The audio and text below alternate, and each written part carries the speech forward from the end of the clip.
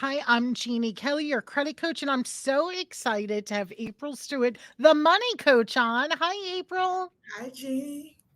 How are you? I'm good. How are you? I'm great. I'm excited.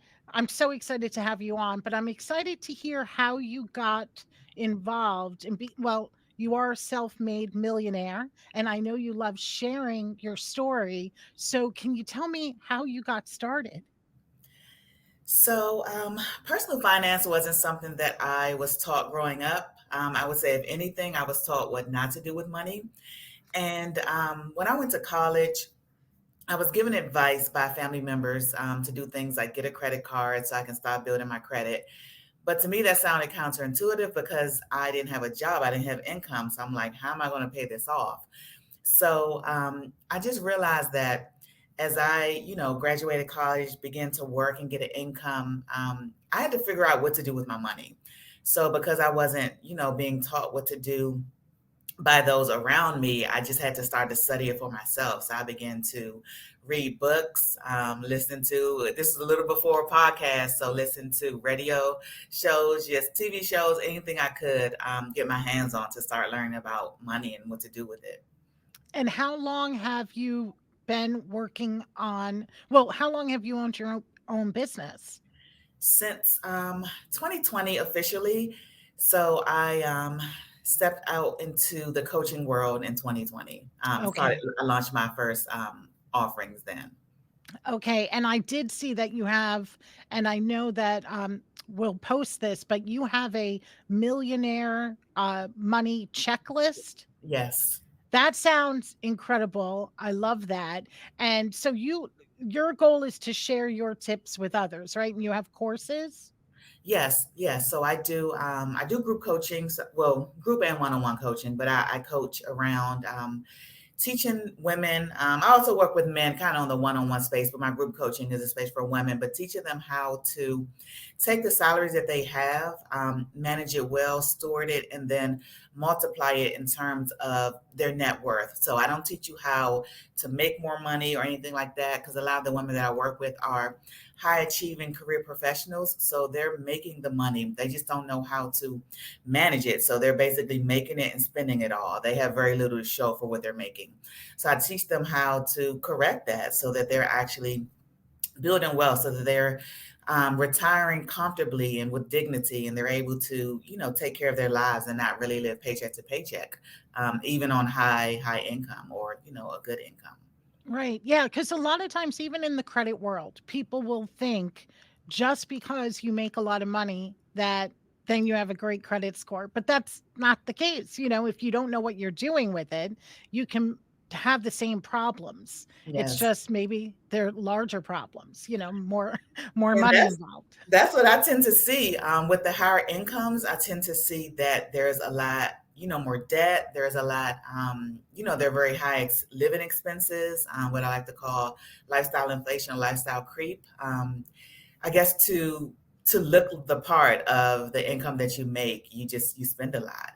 So I find that with the higher income comes a lot higher everything else.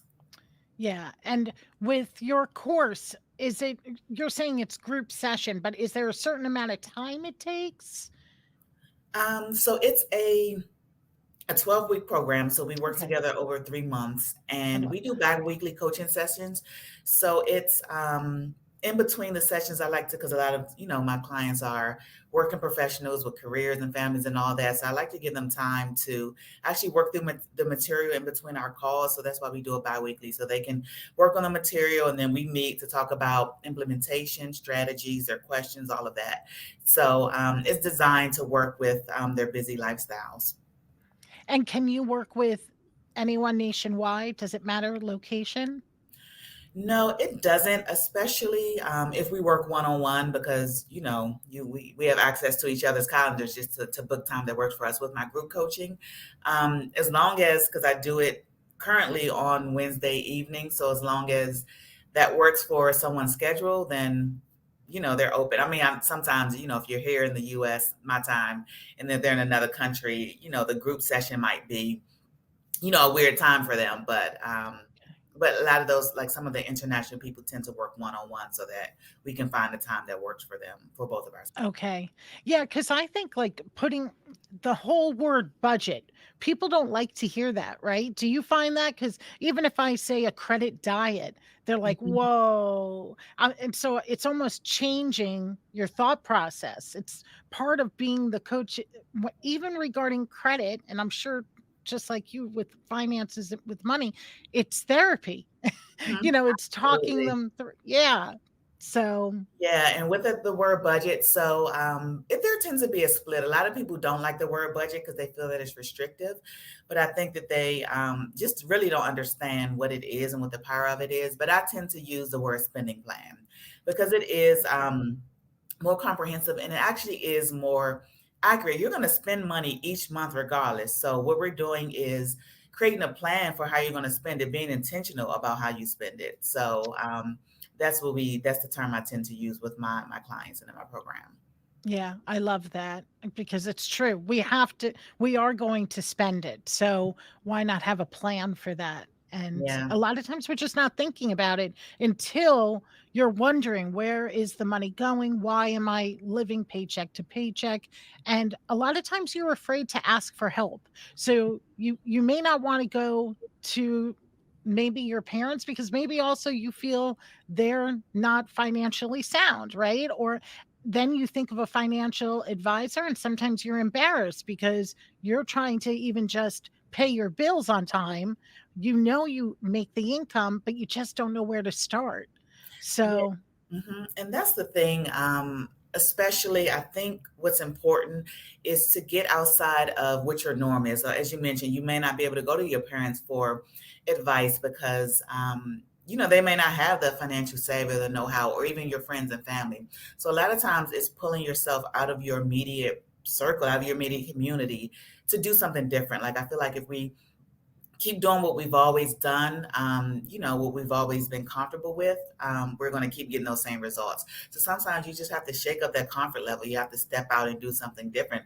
Work with a coach to, figure out how to get your credit, optimize and work with a financial coach to learn how to maximize the use of the income that you make. Sometimes you just have to do something different.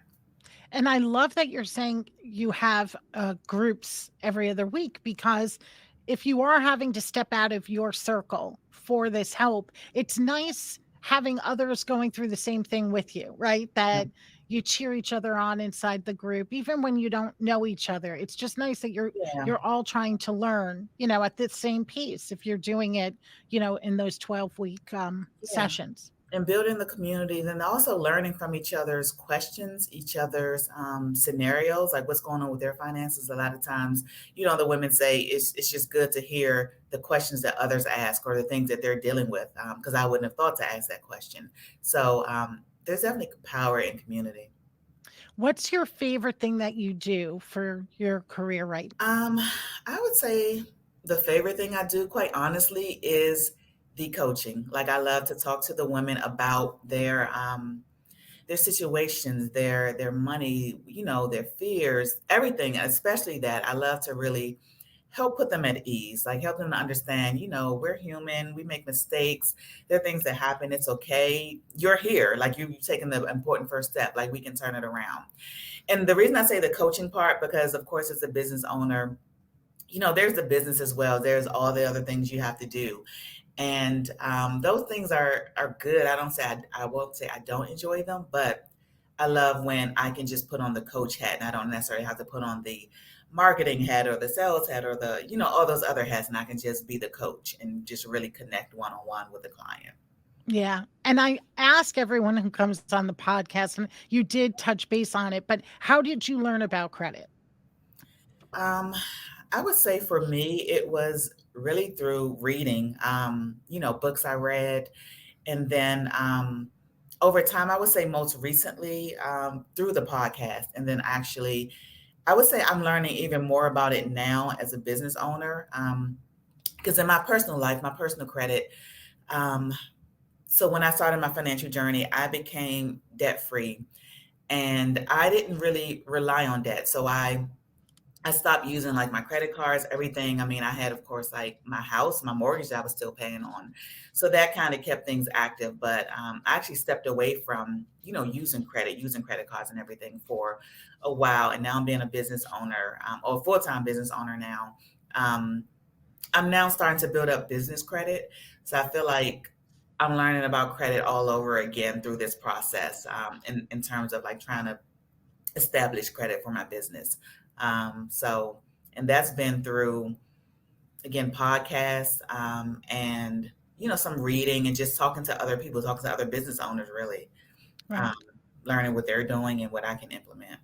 Yeah. I mean, that's why we do the podcast, right? To help share this information. I mean, I love getting on the podcast. I'm so grateful to have you on today because I know with learning how to budget and just learn about money more, right? It Hmm. you do need the guidance, because a lot of times when you're learning on your own, I feel like sometimes you're missing a step. So you can take away that pain of missing that step with going to the expert, like when you say that you became debt free just now, that I mean, what a great, I mean, that's the relief of feeling that way. How long did it take you to do that? And how did you do that? So it took me, 8 months. So when I started my financial journey, my financial transformation, as I call it, I was $25,000 in debt. And I paid it off in 8 months. So if you do the math, that's a little, Congratulations. thank you. That's a little over $3,000 per month. So that was a hefty pull. And I did it really. What made all the difference for me was my spending plan. So prior to that, I didn't have insight into what I was doing with my money. My money was a black hole to me. I made it, I spent it, it came in and it went. And once I created my budget, spending plan, whatever you want to call it, that really gave me clarity and insight into my money and what I was doing with it. And I realized I have more of it than I thought. So then I was able to get really focused on what I did with it. I was able to direct it towards my financial goals. And I didn't take on a second job. I didn't really work overtime. I mean, I was a salaried employee, so there wasn't really overtime to work per se. Maybe I worked a couple of extra hours here and there, but it just really was about, just getting intentional about what I did with my money. And I mean, it was an intense period of time. I knew that I didn't want this process to take forever. So I really got focused and intense. So it was just, kind of foregoing some life for that period of time while I knocked that goal out. But yeah, that's how I did it. It wasn't, sometimes people think, did you sell things? Did you take a second job? I would have if I needed to, but Mhm. I just really managed and really got laser focused on the income I had and just used it well. Yeah, I'm reading a book right now that talks about that. It basically, what the gentleman was saying is, when I'm going to these companies and people want to have build more wealth within their clientele, they're not getting more jobs or even more people, more customers. They're actually focused on what they have and just putting together a better plan. Mm. And so that's so interesting because I was going to say, did you have to have several jobs or multiple streams of income? Is that something you do now? Um, so now I'm full time in my coaching business. So my stream of income just pretty much comes from my coaching business. So yeah, no, I'm just really focused on, hunkering down on this, growing. I try to really, utilize the power of focus. So I will say I did try to. I thought that this year would be the year I stepped into real estate investing. So I started off the year trying to do that in addition to just becoming a full-time entrepreneur and really getting things under my feet with the business. And I was like, I can't do these both things at the same time. Like I really have to go head on, into my business, get things stabilized and growing here. And then maybe I can, step back and focus on maybe some of the real estate investing or other things I wanted to do. But yeah, I just feel like right now I'm in a really focused, a growth stage for my business. Yeah. And once you master, right? I always say if you master that your business and you master it exactly how you want it, then get it down exactly how it flows perfectly for you and your clients, and then it is easier to branch out and do more things. And you keep saying the word focus, and I have to say, okay, here's my Oh, okay. that I do a word of the year, Mhm. and I'll always do, I have to have the word placed everywhere, and focus was 2022's year word. Okay. So, and it is so true, because when you are paying attention and focused on the plan, we can talk all the time. It's when we focus and we implement and we take action, and the knowledge is there. Your course, you have things open right now. So it's just taking that leap of faith and saying, I'm ready. I don't want to be living paycheck to paycheck, or I don't want to not be building wealth, when you can, right? Mhm. Even if it's that small amount, with some of the books that I've read. Well, tell me your favorite books that helped you learn when it came to financings. Um, of course, the classic, Dave Ramsey's Total Money Makeover was one of the first ones I read. And then also every day, well, so as I saying them, it's like more popped into my head. But The Millionaire Next Door was Mhm, really instrumental for me. I really liked also Everyday Millionaire. I believe that's the name of it by Chris Hogan, because that just taught you how a lot of times we confuse the lifestyle and habits of millionaires with that of a celebrity. So we mhm, think, they live in mansions and they drive expensive cars and all of that. And it's like, no, they're the people next door. Like they're everyday people. You're thinking about celebrities. right. And um, so those I would say were key books for me. Yeah, and some of the ones that I really enjoyed is, like, the classics, Napoleon Hill or The Alchemist, where I learned, even being poor, because I was in debt, in the red, trying to pedal my way out of that, but I still learned to take that little tiny bit where you're not even sure how you can pay your bills, but you can take that 10%, and just start that way. It was just something Mhm. that helped me begin, because I read it and I thought to myself, well, there's no way, because I'm not paying my bills. So how can I save 10%? But then when you start, and then all of a sudden, you know what? Maybe you're not grabbing that cup of coffee out, or maybe you're saying no to a happy hour at the time, whatever it might have been. All of a sudden, there was that little tiny bit. And it's just that you have to start. That's truly what it is, and learn from an expert like yourself. Now, where can people find you? So I'm most active on Instagram. So I'm April the Money Coach on Instagram. And same on LinkedIn. Those are like the two platforms I'm the most active on. So I'm also April the Money Coach on LinkedIn. And then, as you mentioned, I have and I assume you'll probably put the link to it, but Mhm. I have a free millionaire money checklist. So with that, it teaches people the exact steps I took to become a millionaire. So basically, I teach around a framework, like five key elements. So in those five key steps, what do you need to consider? So you can kind of look at this checklist and say, okay, yeah, I'm doing this, I'm doing that, I'm not doing that. Maybe I need to do this. So that checklist, as I mentioned, tells you kind of like the exact steps I took, the five key areas that helped me to become a millionaire, the simple but powerful way that I manage my money on a monthly basis, and then also just some other things to consider as you're building wealth. So I'm sure there'll be the link to that here, and then it's also in my Instagram bio.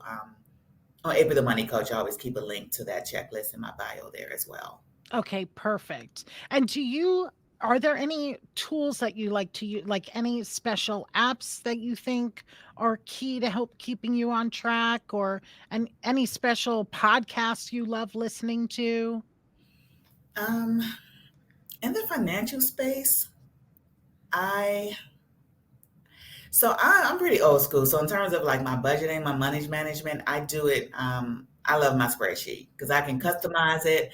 I can, make it exactly how I want it. So that's what I personally use, and that's what I give to my clients as well. But for those that are looking for something, I also like it's called YNAB. You need a budget. So that's a budgeting tool that people tend to like. And there's another one called Every Dollar. But I hear good things about YNAB. You need a budget. The only thing with that is I think there's a little bit of a learning curve when you are first doing it, first, filling it out. But I hear that once people get going on it, they really like it. So I haven't like intimately worked with it. I've only kind of just looked at it because, I do my own spreadsheet. But Right. those are two tools that I look at and that I tend to recommend for people who want to use something.